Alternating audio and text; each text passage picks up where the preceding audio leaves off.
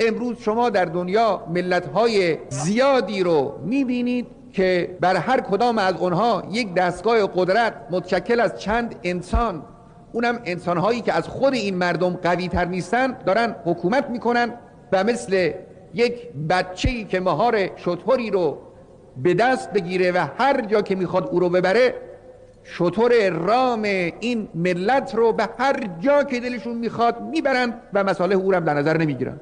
خب چرا این ملت ها این وضع رو تحمل میکنن؟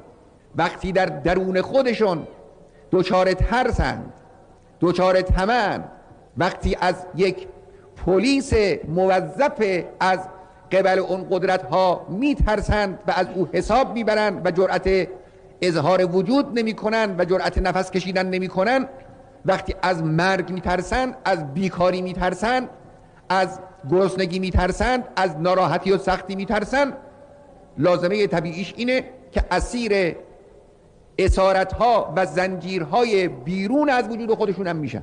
شما به ملت خود ما نگاه کنید. اون روزی که این ملت در زیر اختناق رژیم ستمشاهی نفس نمیکشید، از کسی صدا در نمی آمد، انسانی جرأت نمی کرد که به وضع و به اون همه بدی و شرارت و ظلم اعتراض بکنه، اون دستگاه جبار و ظالم با خیال راحت میروند، سواری میگرفت.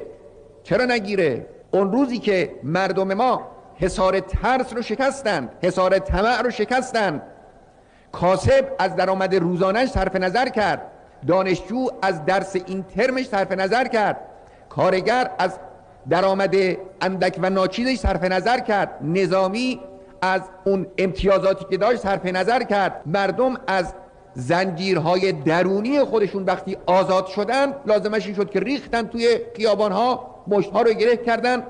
اون وقت دستگاه جبار ستمشاهی دید در مقابل این مردمی که آزاد شدن هیچ وسیله‌ای در مقابل اینها نداره که اینها رو سر جای خودشون بنشونه.